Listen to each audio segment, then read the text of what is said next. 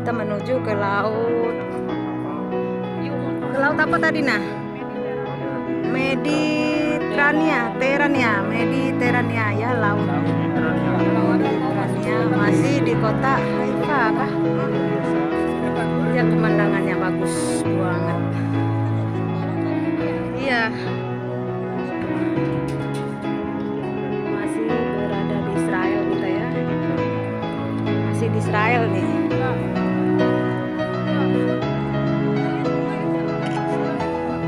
Di atas aja, lebih enak di atas.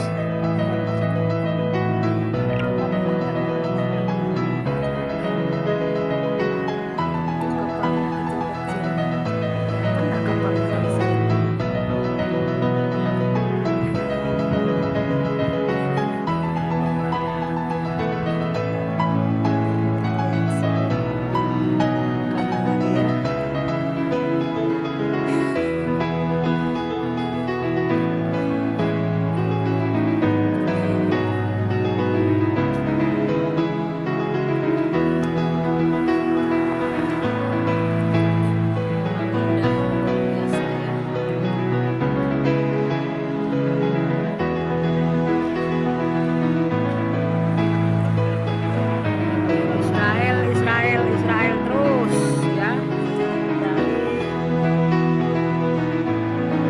sejarah Alkitab dan sejarah dunia, Israel terus yang diberkati ya. Puji Tuhan. Siapa yang memberkati Israel akan diberkati juga ya oleh Tuhan. Aduh, ini bangsa pilihan Tuhan ya, luar biasa ya.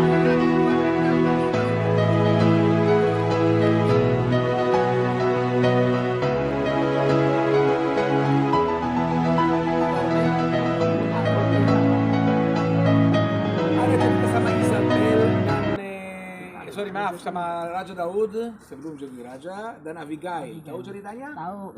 Amin. Apa? Ada yang tidak tahu? Semuanya tahu ya? Oke, jadi kita tahu karena Nabala Karmeli dia pelit sekali akhirnya serangan jantung kan? Ada juga Serangan tentang jantung. Wah. Ya, benar ya. Dia dengar istrinya terima kasih banyak bantuan ke Daud, supply-nya diambil, mati dari dirinya. Kemudian Bapak Ibu ada juga cerita sama Nabi Elia di Gunung Karmel, bukan puncak ini, puncak lain jauh dari sini. Sebenarnya Nabi Elia melawan dengan 450 nabi-nabi Baal. Jangan salah, itu 450 nabi-nabi Baal belum termasuk nabi-nabi yang lain. Total disebut di Alkitab 800 nabi-nabi palsu ya. Ceritanya gimana saat itu Bapak Ibu, memang ada Raja Akhab menikah Isabel. Isabel dia orang dari Sidon, dia memasukin dewa-dewa ke sini.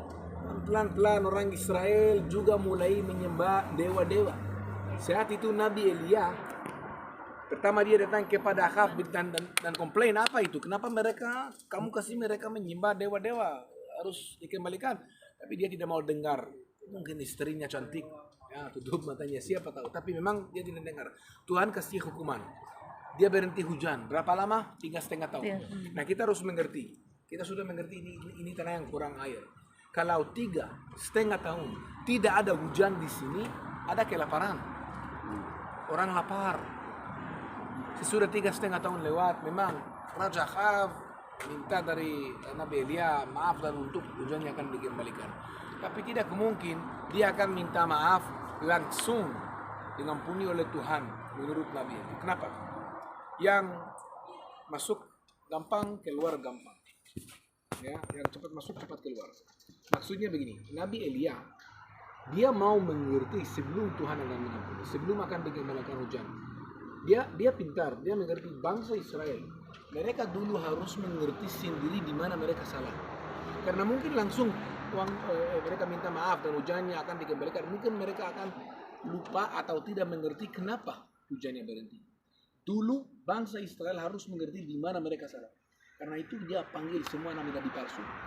Ya, di puncak gunung Karmel, di tempat namanya Musaka.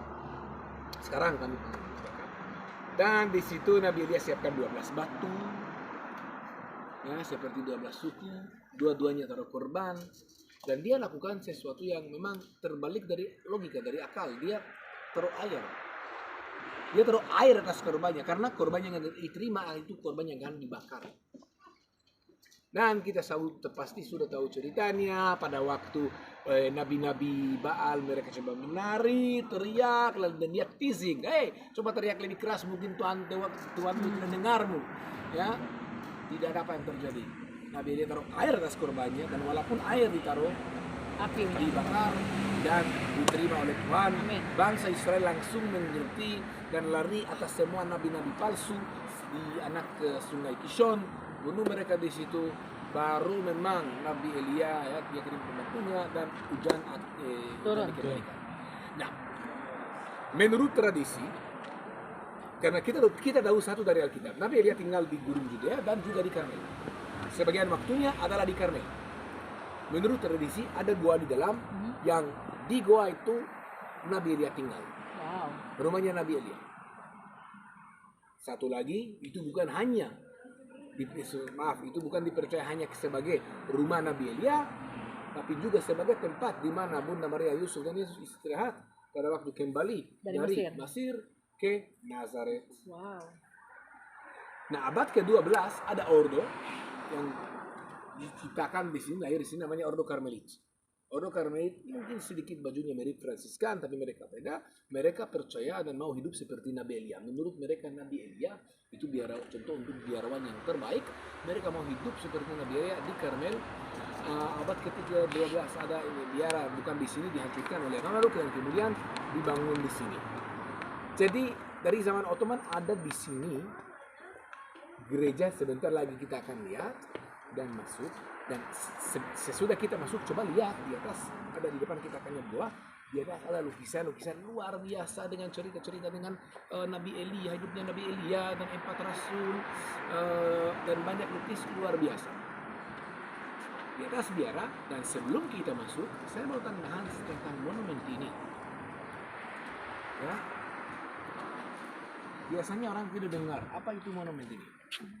Itu cerita yang beda dari sekarang, sedikit sejarah tentang seorang yang pendek dari Prancis, namanya Zacchaeus, itu dari 2000 tahun lalu.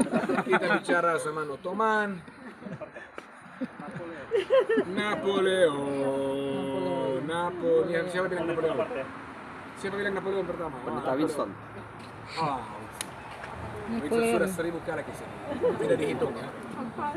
Nah, memang ada Napoleon Bonaparte pada tahun 1799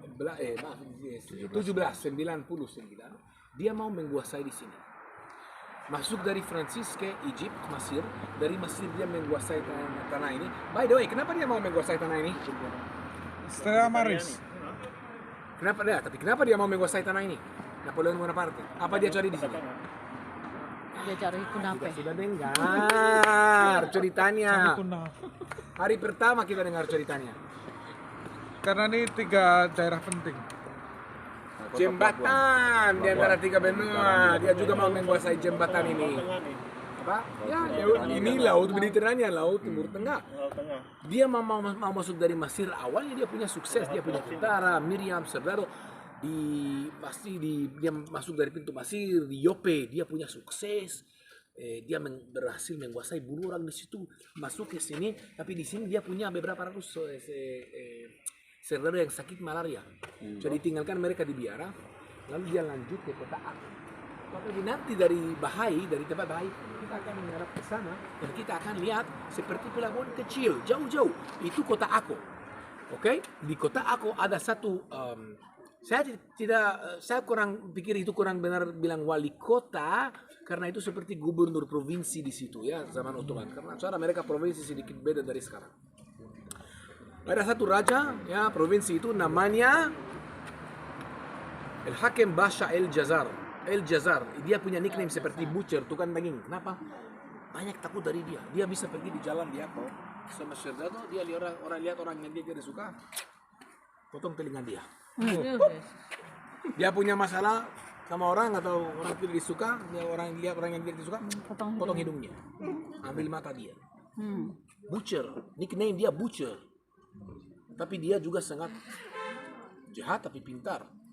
Dia sudah tahu Napoleon Bonaparte menuju ke sini. Dan dia pintar apa dia lakukan? Pada waktu Napoleon Bonaparte sampai aku, dia punya peta-peta yang sedikit tua. Dia pikir ada satu tembok. Jadi cara pikirannya dia akan rusak temboknya, cari tempat lemas, bikin lubang, hancur tembok, masuk dan menguasai kota aku. Apa yang dia tidak tahu? Ya, Hakim bahasa Inggris siapkan trap, siapkan apa namanya trap dalam bahasa Inggris. Perangkap. Dia siapkan perangkap buat dia. Gimana? Karena ada tembok, area gali seperti saluran dan satu tembok lagi. Pada waktu tembok ini sedikit lebih tinggi. Kenapa? Orang di luar susah lihat. Lalu Napoleon Bonaparte masuk ke dalam. Banyak serdadu mulai masuk untuk perang dan menguasai kota aku. Tapi tiba-tiba mereka lihat, mereka ketemu dua tembok. Dan di tembok yang di dalamnya, serdadu Ottoman bisa tembak mereka. Dan di situ dia kalah. Dari aku, Napoleon Bonaparte putar, lari kembali melalui Mesir, kembali ke Prancis. Dan dia tinggalkan di sini serdadu-serdadu yang sakit malaria. Lalu El Jazar datang ke sini dan bunuh mereka satu dari tempat bunuh mereka dia. Monumen ini itu untuk ingatkan semua serdadu yang dibunuh oleh El Hakim Pasha El Jazar. Sampai saat ini sebelum kita masuk, ada yang mungkin yang mau tanya sesuatu? Tidak? Oke, kita masuk. Silakan. Sekarang kita punya waktu. Inilah gereja yang paling besar, ya, gereja terbesar di Timur Tengah, yaitu paling besar, ya. Gereja apa ya namanya itu?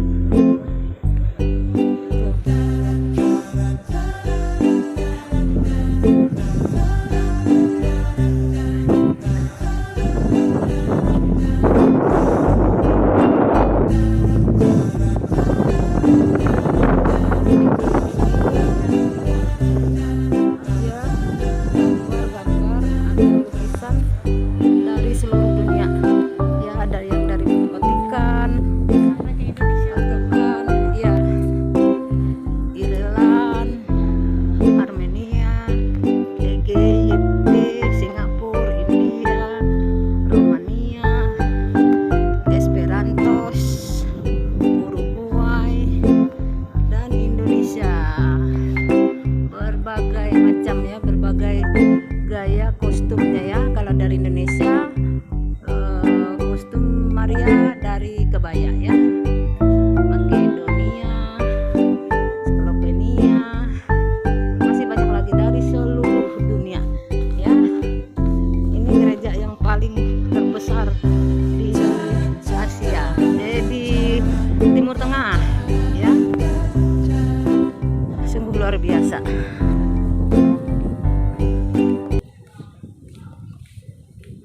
Sebentar lagi kita akan masuk, ya, oleh gantian dengan negara-negara lain, ya. Ini bergantian, tidak disuruh lama-lama, ya. Paling cuma sebentar aja masuk ke dalam.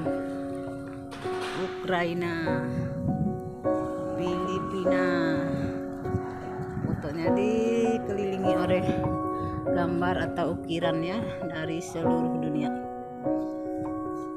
Ini lagi bergantian, ya, antri masuk, ya. Sebentar lagi giliran yang dari Indonesia.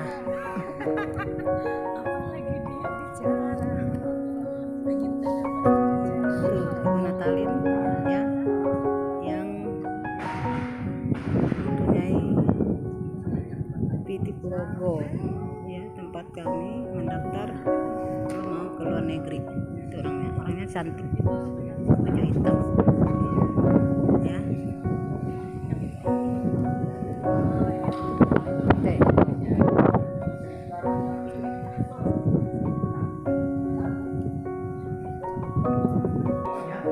Coba bayangkan,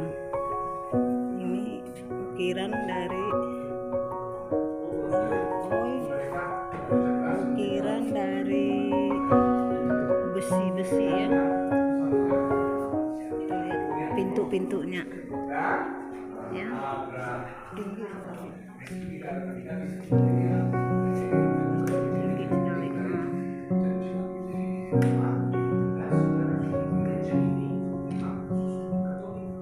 Pintunya terdiri dari besi-besi ya, besi. Tembaga apa ya?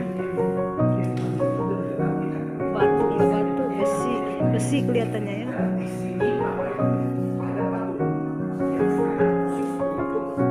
Gai lagi bicara.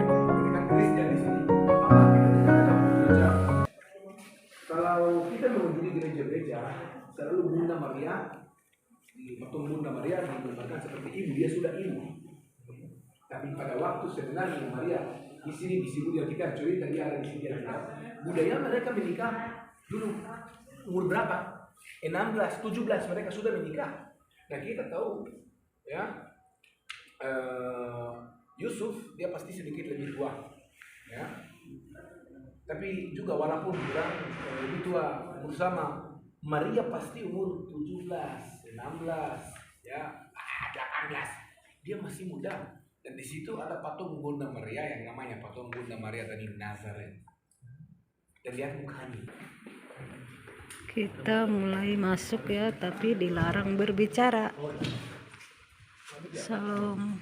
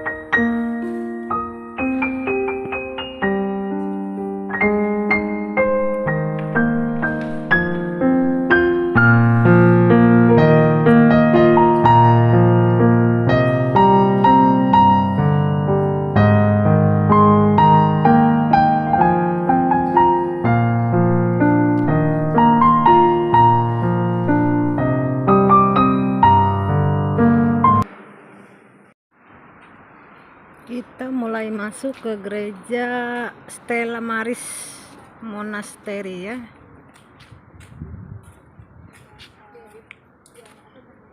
Perjalanan terakhir kita hari ini mengunjungi gereja Stella Maris Monastery ya.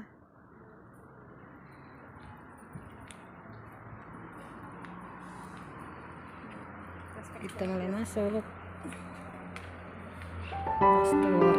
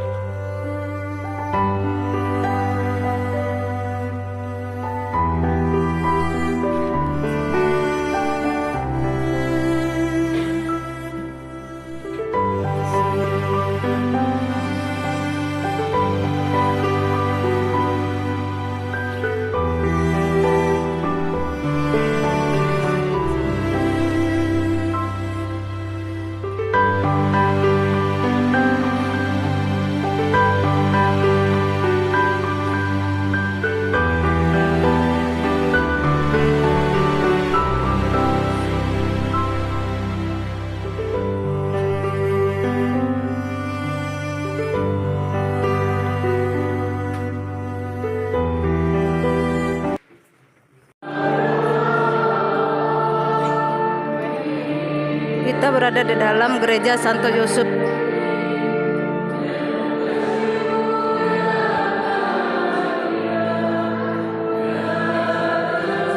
Orang-orang di sini sembahyang ya. Suara kayaknya seperti orang sembahyang, padahal ini sembahyang Kristen ya.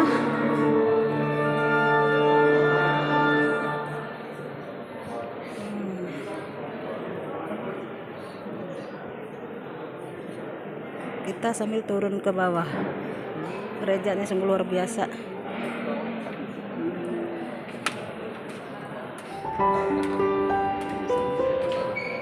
Katolik.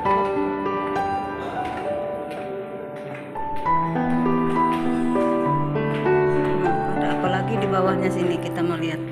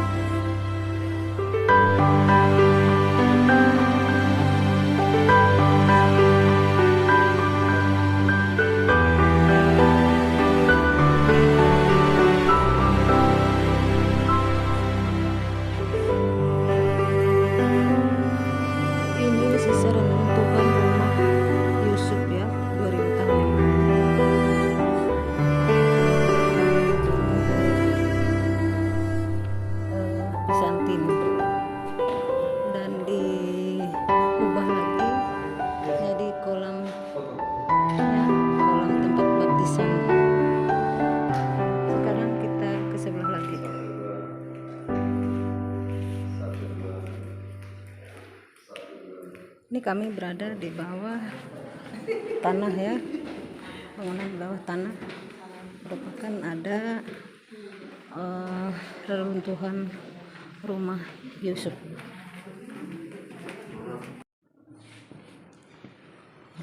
Reruntuhan rumah Maria masih ada sampai sekarang.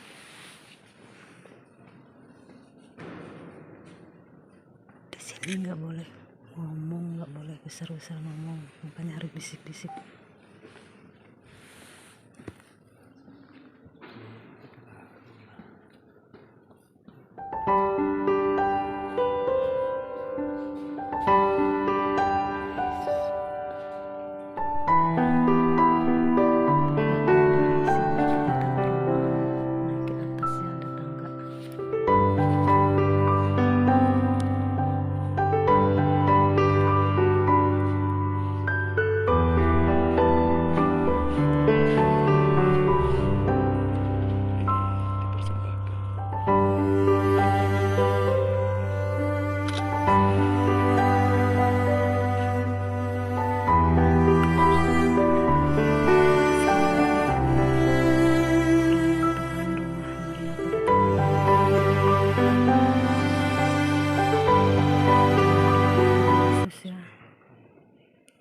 Masih ada sampai sekarang.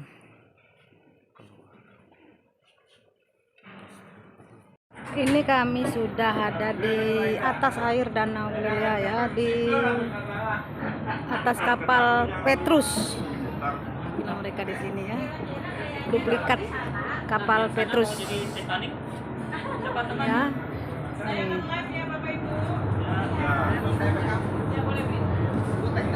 Kapalnya berangkat ya.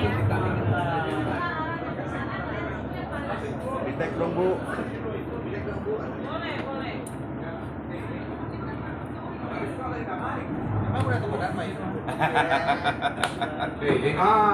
Pendeta Paulus.